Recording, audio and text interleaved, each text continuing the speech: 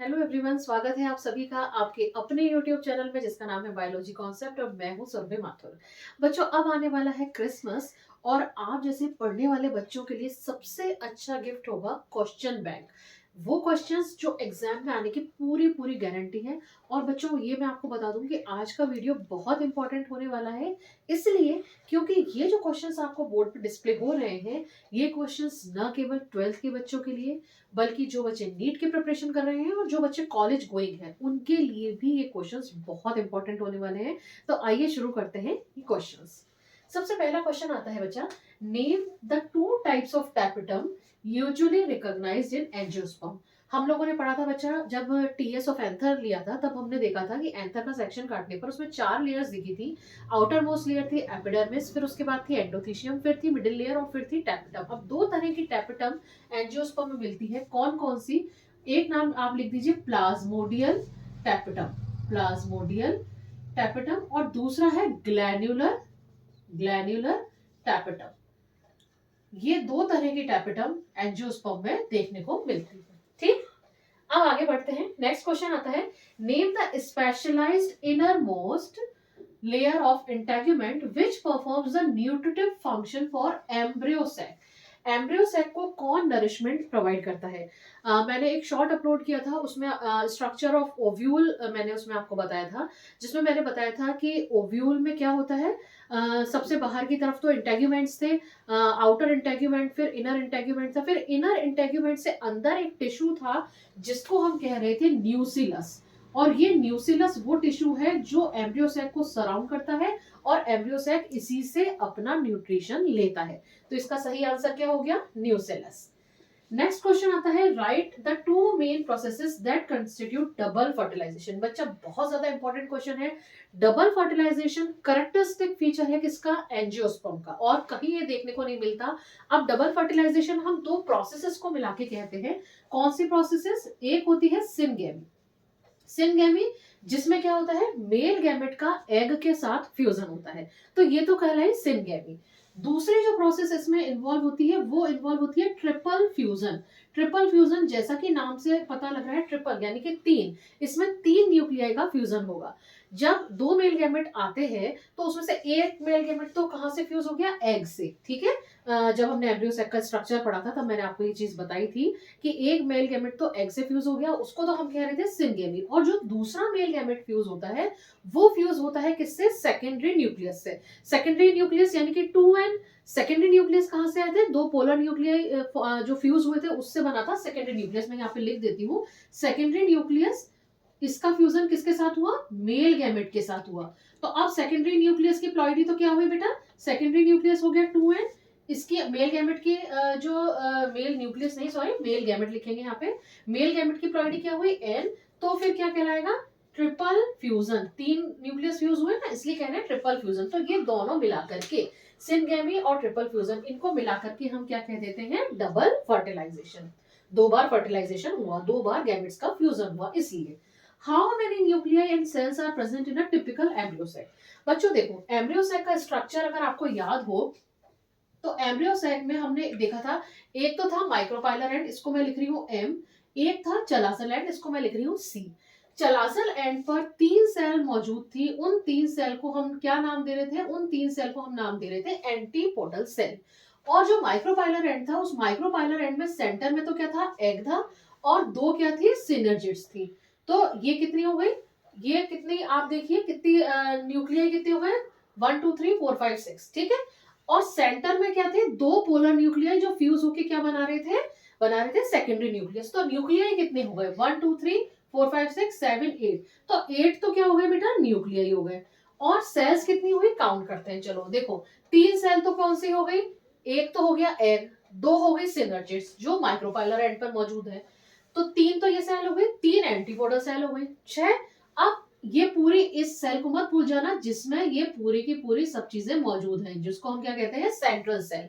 तो total cells कितनी हो गई? 7 सेल। अब ऐसा मत सोचना कि ये बीच वाली तो मैम आपने काउंट नहीं की। बेटा, इनको हम क्या कह रहे हैं? इनको हम कह रहे हैं सेकेंडरी न्यूक्लियस। ये सेल नहीं है, ये न्यूक्लियस है। तो इसलिए कितनी सेल स्टेज में होता है embryo sac? Typical embryo sac 8 nuclei और 7 सेल्स। ये बहुत ज्यादा इंपॉर्टेंट क्वेश्चन है, इसको ऑब्जेक्टिव में किसी भी तरीके से घुमा फिरा कर पूछा जाता है, तो इस पे आपको बहुत ज्यादा फोकस करना है।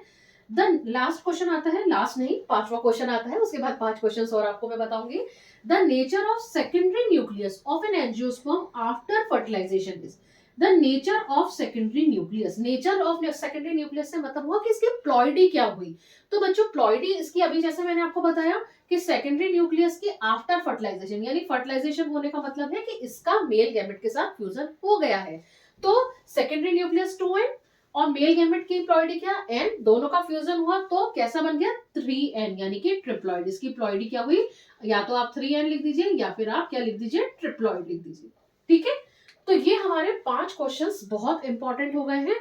अब हम आते हैं अपने आगे वाले क्वेश्चंस पे। ये वाले 5 क्वेश्चंस भी बहुत इंपॉर्टेंट होंगे, जहां पे मैं बताती जा रही हूँ, आंसर्स को आप नोट डाउन कर लीजिए, और जहां पे भी अगर आपको कोई डाउट आता है तो आप मुझे कमेंट करके पूछ सकते हैं। तो आइए अब चलते हैं अपने छठे क्वेश्चन की तरफ, और आइए हम अब आते हैं क्वेश्चन नंबर 6 पर। क्वेश्चन है right the fruit name of family Poaceae. बच्चों पोएसी याद करो, ये कौन सी फैमिली थी, वीट वाली फैमिली थी। इसका जो फ्रूट है वो कहलाता है कैरियोप्सिस, कैरियोप्सिस। ठीक, नेक्स्ट क्वेश्चन आता है question number 7। Who wrote the famous book Genera Plantarum? Very very important question.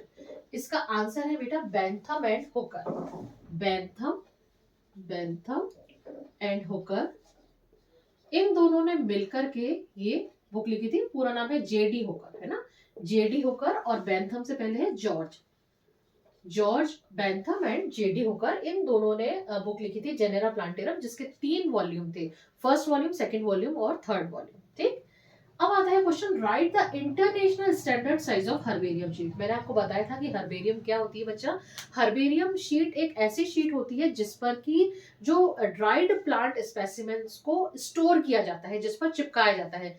क्या मतलब हुआ इस बात का, सपोज आपने कोई प्लांट कलेक्ट किया, सपोज आपने पार्थिनियम लिया या ट्राइडेक्स लिया या आपने सनफ्लावर लिया, या आपने और कुछ नहीं तो बहुत कॉमन मैं बताऊं ऑसिमम यानी कि तुलसी ली। ठीक है, उस तुलसी को आपने ले लिया। जब भी हम कभी ऐसा इस तरह का स्पेसिमेन लेते हैं तो बच्चों उसमें इन्फ्लोरेसेंस होना बहुत जरूरी होता है। उसको आपने कट कर लिया, उसके बाद आपने उसको न्यूज़पेपर लिया, उसमें बहुत केयरफुली उसको रखा, आपने धो लिया उसको और धो के सुखा लिया। फिर आपने न्यूज़पेपर लिया, न्यूज़पेपर के बीच में तुलसी रखी और फोल्ड कर दिया न्यूज़पेपर, और उसको आपने कहीं पर ऐसी जगह पे जहां पे कि उस पर थोड़ा सा प्रेशर पड़े, फॉर एग्जांपल आपके जो मैट्रेसेस होते हैं उनके नीचे आपने उस न्यूज़पेपर को रख देना है।